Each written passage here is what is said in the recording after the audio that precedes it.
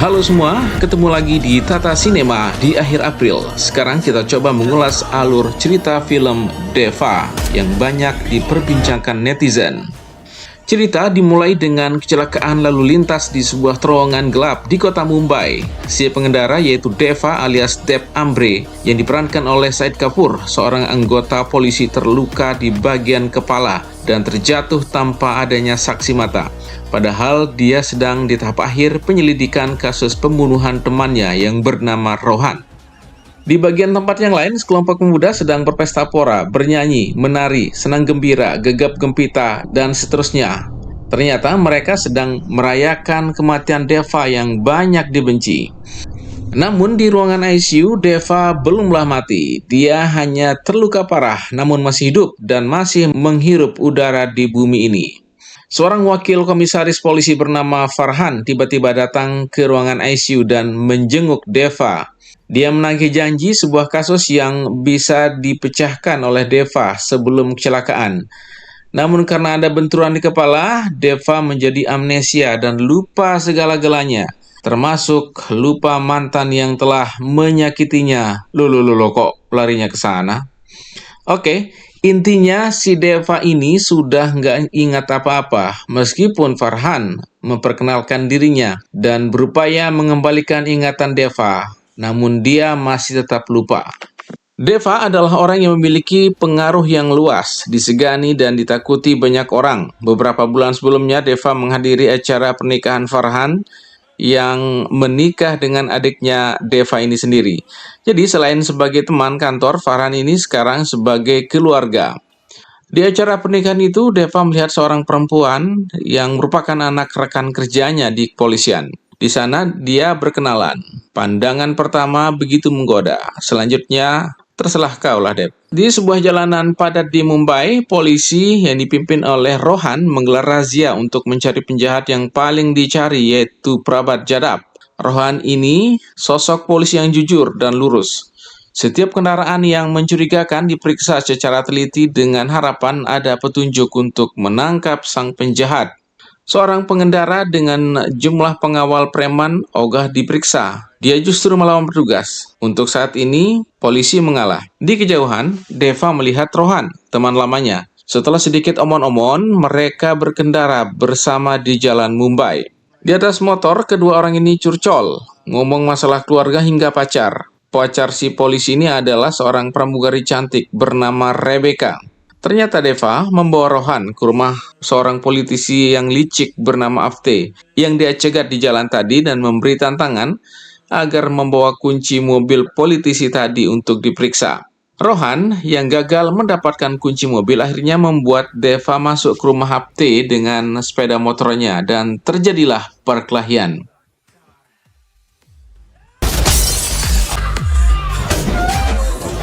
Ternyata di dalam rumah yang gede itu, sang politisi sedang pesta pora. Dia sedang ulang tahun dengan ratusan tamu undangannya. Apte diam 1000 bahasa, bahkan tak bisa pakai bahasa semut sekalipun. Masih speechless. Ada orang bisa masuk ke rumah dan mengalahkan penjaga yang berjibun. Deva pun menceramahi Apte karena melawan polisi saat razia tadi. Dan akhirnya, polisi tadi mendapatkan kunci mobil Apte. Di kantor polisi, si politisi melapor ke Komandan Deva yaitu Farhan. Pak Komandan pun menegur Deva dan Rohan karena membuat ulah di rumahnya politisi yang ternyata memiliki koneksi kekuasaan, yaitu dekat dengan Pak Menteri dan petinggi negeri.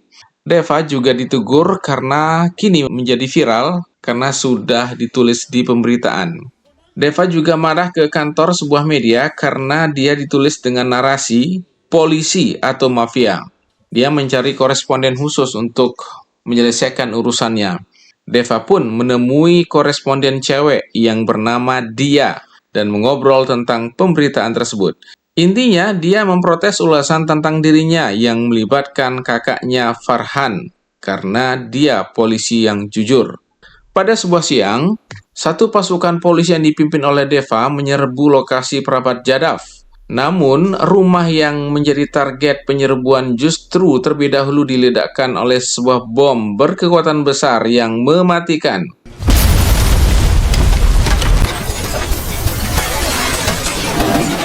Sejumlah polisi tewas seketika, sementara Deva hanya mengalami luka-luka saja. Di rumah sakit, dia datang menemui Deva untuk mengobrol dan menggali informasi seputar ledakan yang membuat beberapa polisi tewas di tempat. Salah satu polisi yang terluka adalah ayah dari Mbak Dia, yang ternyata seorang polisi yang menjadi anggota pasukan Deva. Mereka juga membahas kemungkinan ada mata-mata di dalam pasukannya yang berkoalisi dengan Pradap Jadhav. Sebab setiap kali ada penyerbuan, dia selalu lolos. जब भी पुलिस प्रभात जाधव को पकड़ने निकलती है वो भाग जाता है. Nah, pada suatu hari, polisi mengabarkan Pradap Jadhav sudah terdeteksi keberadaannya. Pasukan pun cepat bergerak. Kedua belah pihak beradu strategi intelijen, salah satunya melalui drone. Namun drone milik polisi diketahui dengan cepat oleh Pradap Jadhav dan langsung ditembak. Bentrokan polisi versus pendukung Pradap Jadhav tak terelakkan. Mereka memberikan perlawanan sengit. Ternyata masyarakat biasa di sana mendukung sang gangster. Mereka mengeroyok anggota polisi yang melakukan penggerebekan. Ini mirip-mirip Pablo Escobar, seorang gembong narkoba dan pengedar narkoba Kolombia yang banyak didukung oleh masyarakat. Dan pada akhirnya Deva berhasil mendapati Pradap Jadhav saat akan melarikan diri dari markasnya. Dia tertembak dalam beberapa peluru yang bersarang di tubuhnya. Yang menembak adalah Deva.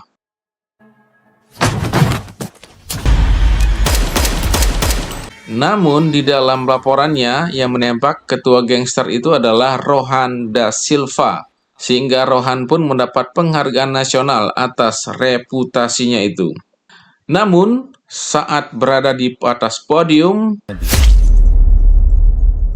satu peluru menembus dada hingga punggung Rohan. Ia terjatuh dan tewas seketika. Kembali ke scene saat Wakil Komisaris Polisi Pak Farhan berbicara dengan Deva yang belum sembuh dari sakit amnesianya di dalam kendaraan. Mereka banyak mengobrol tentang kasus-kasus yang ditanganinya sebelum kecelakaan terjadi. Di dalam rumah, Deva berupaya membuka lembaran ingatannya dengan melihat kembali file-file flash disk yang dimilikinya. Dan sampailah pada rekaman di mana Rohan tertembak saat dia berpidato di momen penganugerahan sebagai polisi yang berhasil menembak mati bos gangster. Deva saat kejadian berusaha mengejar penembak jitu Rohan di sebuah gedung tinggi. Namun sayangnya saat itu Deva gagal menemukan. Usai kasus pembunuhan Rohan, Deva pun bekerja menyelidiki siapa pembunuh temannya. Penyelidikan dimulai dari keluarga terdekat Rohan, termasuk ayahnya Rohan yang ditetapkan sebagai tersangka. Tentu ini sangat mengagetkan, karena targetnya bukan orang-orang Pradap Jadhav yang balas dendam tadi. Deva mulai melakukan olah TKP, mendatangi ahli sketsa untuk mengerahkan anjing pelacak untuk mencari jejak pelaku. Deva akhirnya memiliki sketsa yang mirip dengan terduga pelaku penembakan Rohan. Berdasarkan sketsa tersebut, ia memerintahkan para anak buahnya untuk bergerak melakukan pencarian.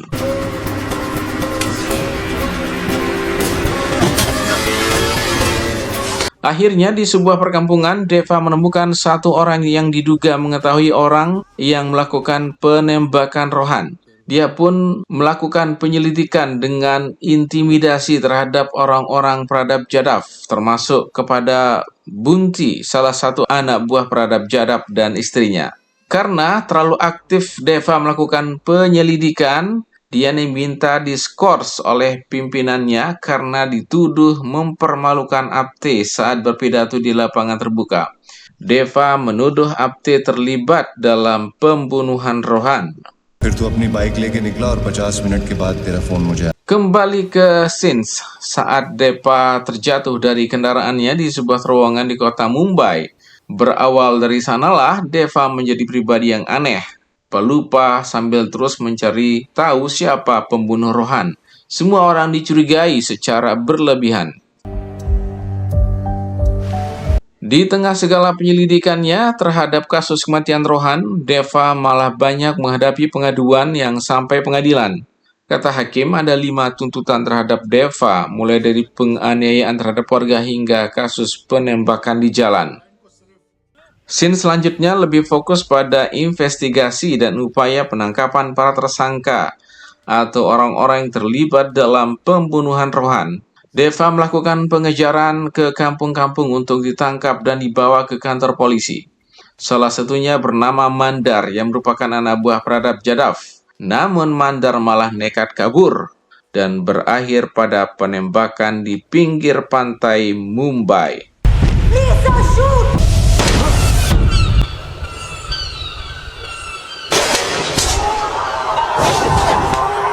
Orang-orang yang merasa dirugikan dengan langkah Deva dalam upaya pencarian pembunuh Rohan kini balas dendam, termasuk keluarga Rohan yang paspornya pernah disita oleh Deva untuk mencegahnya keluar negeri. Itu dilakukan agar proses penyelidikannya lancar jaya. Namun justru orang-orang keluarga Rohan yang benci dengan Deva melawan. Perkelahian pun tak bisa dielakkan. Hari-hari berikutnya, Deva lebih sibuk melakukan pengecekan lokasi penembakan. Waktu demi waktu, titik terang posisi penembakan Rohan masih terus dicari, meskipun selalu berakhir dengan kebuntuan. Namun ada satu titik terang yang muncul setelah mendapat informasi dari kaki tangan Pradap Jadhav yang bernama Mandar ini, yaitu informan dari kepolisian yang dipanggil Bull. Ia selalu berkomunikasi dengan Pradap Jadhav. Setiap kali dilakukan razia dan penggerbekan selalu bocor. Inilah satu titik balik pencarian tersangka utama pembunuhan Rohan. Nah, nama Bull inilah yang kini menjadi misteri. Dia yang paling bertanggung jawab di tubuh kepolisian karena berkhianat. Dialah yang selalu berkomunikasi dengan kepala gangster. Semua dokumennya yang berhasil didapatkan oleh Deva akhirnya diberikan ke Farhan. Bull inilah yang berada di lokasi saat terjadi penembakan ke Rohan. Bull ini pula yang mengontrol senapan otomatis melalui ponselnya. Dan ending film ini di luar perkiraan BMKG. Deva pada faktanya sangat dekat dengan Pradap Jadhav yang kepala gangster di Mumbai. Misteri ini terkuak setelah obrolan Rohan ke Deva soal kedekatan Deva ke pelaku kriminal Pradap berdasarkan hasil investigasinya. Tak heran, Pradap selalu tahu ada penggerbekan setiap polisi turun ke lapangan.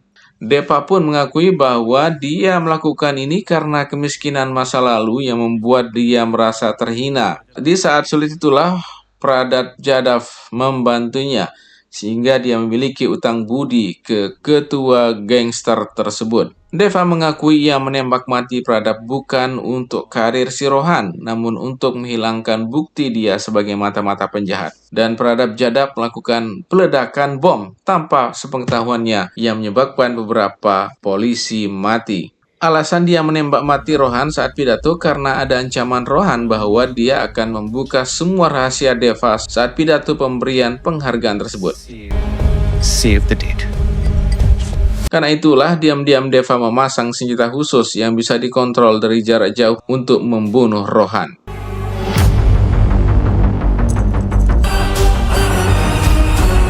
Sudah 6 bulan Deva di penjara. Banyak napi yang melanggar aturan di penjara tersebut. Sifat bengis Deva di sini sering kambuh. Dia hadir sebagai napi yang menjaga keamanan penjara dan film pun berakhir.